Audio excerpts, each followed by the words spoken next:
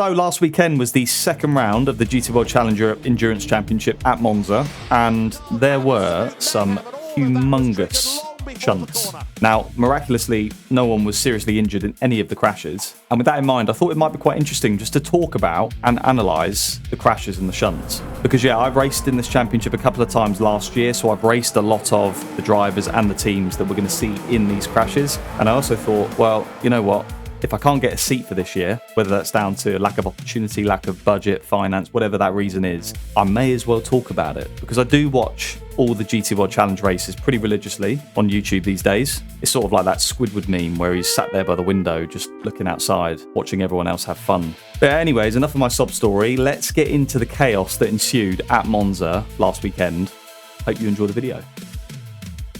Right, here is the lap 1 shunt. Watch it. So green lights, cars moving around as you'd expect. It happens on the 4th or 5th row back. First bit of initial contact. There we go. Oh my god, man. Every time I watch it, I'm just blown away with, like, I can't believe that's real life. That's worse than most of the sim racing Monza T1 crashes you see, and there's a lot of those, and they're bad enough in sim racing. You look at a sim racing crash like that and you wince, but when it's real, like, got some alternative angles of that crash just to see, I hope to get a better idea of what actually happened. So it's all on that red and white Mercedes. That's where the contact comes from. So that get speed Mercedes goes onto the runoff, that cuts across and tags the Ferrari, pushes the Ferrari into the Porsche. The Ferrari then hits the McLaren, and then you've got three cars out of control going into turn 1, where at Concertina's anyway. Just keep an eye on the Verstappen car, right? So obviously gets hit in the crash, not horrendously, but sustains a bit of damage. But then that Rover BMW, right, just completely right-hand downs him. Like, I get there's been a crash, and there's obviously, you got to avoid a lot of things. There's a million things going on at the same time, but at that point, you can clearly see there's a Mercedes on the right-hand side, and you just, nope. Fair enough. Yeah, so the Merc comes over, touches the Ferrari, or pushes the Ferrari into the Porsche. Porsche goes into the barrier. The Ferrari narrowly misses the Merc that caused all of it and hits the McLaren, the Garage 59 McLaren. And that must be pretty scary.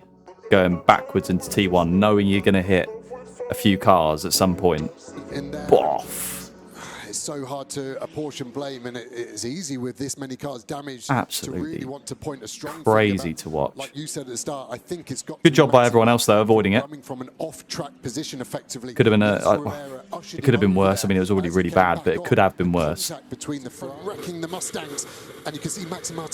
can't really see too much from that angle. There's the Merc that caused it, so he actually survived, ironically. Sod's law, that.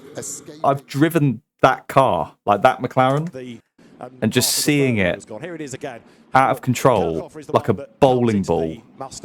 Takes the rear of it. The Holy. Porsche impact is huge. It lifts it off the ground. Luckily for all the drivers involved, it's on the. There you go, there's the front bumper. So big impact. That's probably about 20 grand on its own. Don't quote me on that, but it's probably worth a lot of money. This is an onboard of the, I think it's the man filter AMG, just behind the Verstappen car. Wow. How lucky was he? That, I mean, very lucky, but at the same time, really, really switched on avoidance driving there. You know, as soon as the contact was made, he's left hand down, takes to the escape road. So this is the onboard of the Ferrari, I'm pretty sure. Merc on the runoff. At the last minute before he gets to the grass, because there's not going to be any grip on the grass. I mean, bear in mind, it's the race start, so everyone's on cold tyres. You can generate a bit of heat on the warm-up lap, but the tyres generally are cold, down on pressure. You do have to leave some margin with that in mind, because you don't have the same grip as you would, say, in qualifying or during the race, during the middle of the race stint. So yeah, that Merc doesn't want to go on the grass, understandably so. Jinx to the left, there's not really any space. And the Ferrari, has to jink left. Then there's a Porsche on the left that goes in the barrier. The Ferrari bounces off to the right into that McLaren. And then, the Ferrari and the McLaren are just out of control. But the camera actually dies there. This Mercedes here that I think most people agree caused it. That's the 17 Get Speed Mercedes driven by Maxime Martin, who's a Mercedes factory driver. And the penalty for that was a 3-minute stop-and-go penalty served later in the race, which obviously takes them basically out of the race because it's such a big penalty. He would have received license points as well. And like in F1, if you get too many license points, you do end up getting race bans and stuff like that. But many people were calling for an even harsher penalty. So like an instant DQ or a race ban or, something along those lines. I do agree. I think more has to be done to clamp down on the driving standards, particularly in GT World Challenge. I do think a lot of the pros in GT3 racing and just sports car racing in general, I think they are unbelievably aggressive. Not all of them. Some of them are unbelievably aggressive on lap 1, and some are in general, to be honest. I've seen lots of onboards from other drivers who have started the race. I've seen it with my own 2 eyes in the 2 race starts I've done in GT World Challenge. And some drivers genuinely, I think, take the piss. I think a big contributing factor towards that is that a lot of these pros who are factory drivers, damage costs and damage bills are covered by either the manufacturer or the team they're racing for. And I feel like some of those drivers just take advantage of that privilege. This is an endurance race, man. It's a 3-hour endurance race. Over the years, Monza is pretty much won on strategy anyway. So if you're a position or 2 behind where you qualified coming out of the first corner, it really isn't the end of the world. These guys don't need me to say that. They're pro drivers. They know that. That's the confusing thing is we're not seeing amateurs make these mistakes. We're seeing bona fide factory guys cause these crashes. You can see this. Look at the Mercedes here, right? So the Mercedes has got a toe on the Ferrari. Is that the reason? But that's just a wild decision to me. Pretty much everyone will know that runoff area ends pretty sharpish before it gets to the grass. So at this point here, why would you go right? Why take the risk? There's space on the left, or you sit behind him. Why go on the right and then have to make a split-second decision to cut across to the left when you run out of road? And as I said earlier, it's a 3-hour race in an endurance championship. You're near the front anyway after a good quali. You're in the race. I just don't see why driving hyper aggressively like that. There's way more to lose than to gain. You might overtake the Ferrari. In the grand scheme of things, that won't really change much. But the downside is that you cause a crash like this, and then you get a 3-minute penalty. So, and hundreds of thousands of pounds worth of damage, maybe even into the millions, when it comes to the amount of damage that was caused in this crash. There's multiple cars there that they aren't I suppose they are a write-off. Obviously, each car is insured. Race car insurance, the excess for that insurance will vary depending on the car, between 20k to 40k, 20 to 40,000 pounds, those sort of numbers. So each car there pretty much has eaten up all that excess. So each car you can see there, 30 grand, 30 grand, 30 grand, they've all eaten up their insurance excess. But the wider damage, if you forget the insurance, these cars are really, really expensive. So if you look at the total damage bill, it's pretty big. I'd say definitely into the millions, or definitely over $1 million. But that is why there is insurance, on the road, just to cover everyone's arse, just in case this sort of thing happens. When I race, very occasionally, I'm on the other side of the coin, so I pay for my own crash damage, and I can't really afford to crash, to be honest. So I do drive around a little bit scared, leaving probably extra margin just to sort of take that into account. I think this is just way too much risk to the start of a 3-hour endurance race. If this was the last lap of a championship, 100% I get that, but it's not. And I guess, a lot of people are calling for a harsher penalty. I do agree. I think that's the only way, really, you can clamp down on driving standards like this, is to just give them an unbelievably harsh penalty. Your DQs, your race bans, whatever it takes. I've got some alternative angles here of the shunt from social media. just from fans filming it on their phone in the stand. Jesus. Yeah, it feels more real when you see it on like a phone camera. Oh my god. The sound of that, like the audio was nuts. Alright, so there wasn't just one big shunt in the first chicane at Monza, there was two. And the second one happened with 4 minutes and 55 seconds to go. So almost 3 hours later. So let's have a look at that one. Being told to let Lucas Auer by. He'll be happy his radio's not working. He'll blag that one, and for a month of Sundays he didn't see it. Can't see that. Oh, more mayhem. That's Compank who's been eliminated. That was so big damage. Violent, man. That looked more violent than the first one. That's going to be another safety car. We can have a look at the replay because it was a big hit. Helicam. So, looking down, that BMW, isn't it? Yeah. Gets hit from behind. Straight up the back of the Porsche. Rear engine Porsche goes round just, again, a bowling ball going into the first chicane. Takes out, what was that, 3 cars? So because the pack's more spaced out, it didn't take out as many cars, but still, big damage.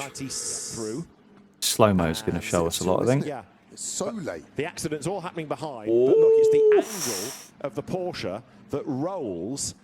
97 Porsche is blitzed, and then bouncing back across the road, the white Porsche hits Marvin Deans. I've never been in a shunt like that, but my God. Got no damage on the front of his car. I bet that's scary. That's got to be a similar penalty, right, to Maxime Martin? Watch Deans in front. So this is the Mansfield Mercedes.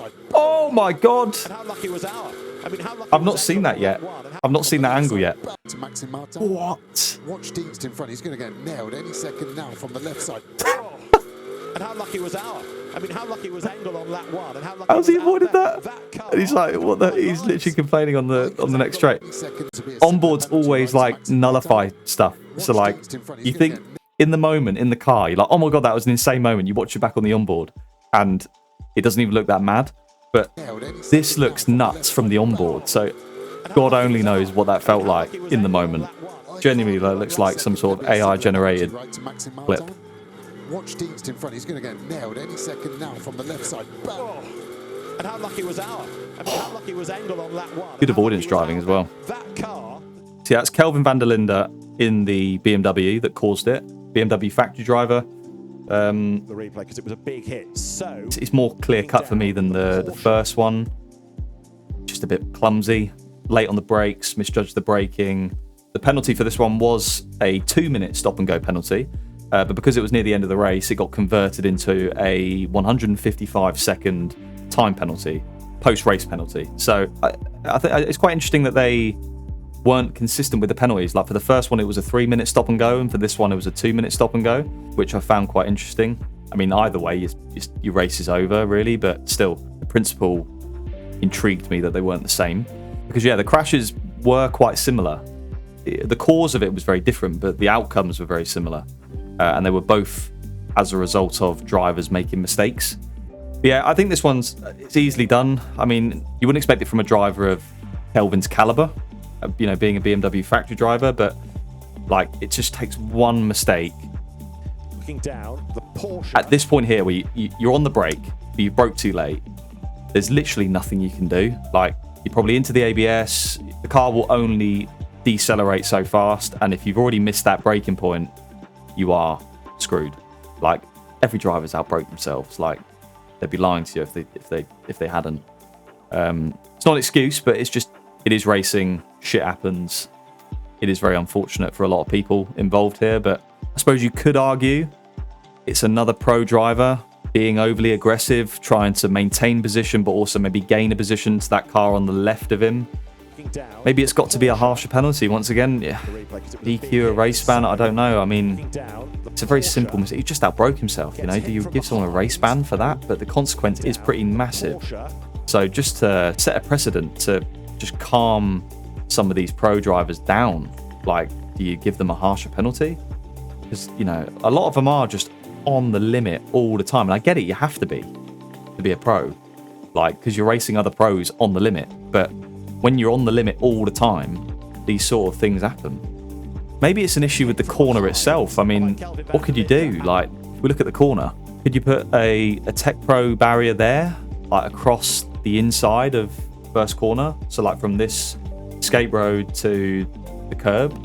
So like if a car goes off and is out of control here and he's hurtling towards the first chicane, a big, thick Tech Pro barrier could absorb the impact, stop the car going into the chicane and taking out other cars. Like, don't get me wrong, I'm all for motorsport being dangerous, and like there needs to be a level of risk, otherwise it does lose its interest. I don't want to make it too safe, but like, I don't know, just seeing two massive shunts like that, you know, surely something's got to be done. You try and avoid this sort of thing happening in the future. I mean, you can't stop a crash happening at this point in the straight, but surely you can stop that happening, because that's fucking nuts, man. Like one day, the outcome's gonna be a lot worse. That's just wreckfest. Yeah, I wasn't the only one bamboozled by some of the driving standards, because I did briefly catch Joe Osborne, the co-commentator for the English GT World Challenge broadcast. Joe used to be a factory driver for McLaren. He also was pretty bamboozled by it all. What I'm watching. Drivers practice, iRacing, Assetto Corsa. This has been wreckfest here today, and you have to pluck your way through. And this is the car that's done it the best, and fair play to them. But I am genuinely speechless at the energy involved there, and so happy to hear everyone has walked today away from every incident today.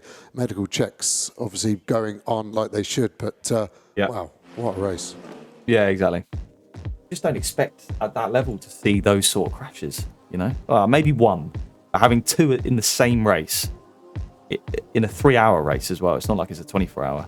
That is wild. And before I leave you, there was also this GT4 crash in the second European GT4 race, which is one of the support races for GT World Challenge. Again, same weekend, same track. Let's have a look at this. Yeah, so the Porsche gets up the inside. Daniel Bickler absolutely cannons off the road over and over. Wow, that is a massive accident. Everyone was okay, so thankfully nothing bad happened here. But so let's have a look in the background. So the Porsche to the inside of the McLaren, right? So he's up the inside. Presumably they're both on the brakes at this point, and the McLaren is squeezing him. He seems to turn at the last minute and go on the grass. Maybe he thinks he's being squeezed more than he is, or maybe the car's fully into the ABS and he knows it's not going to stop, so he tries to go left to avoid the Supra. But I don't know. But going onto the grass where there's no grip just meant he definitely didn't slow down, hit that sausage curb and that car, and rolled. Absolutely cannons off the road over and over. But yeah, anyways, to summarise, GT racing at Monza certainly got a bit out of hand last weekend. I just thought it'd be a really interesting video for you guys to see my thoughts on those crashes, given I've raced at Monza in the last couple of years in that championship. And lastly, what do you guys think? Do you agree with my points or do you disagree? Let me know down in the comments below.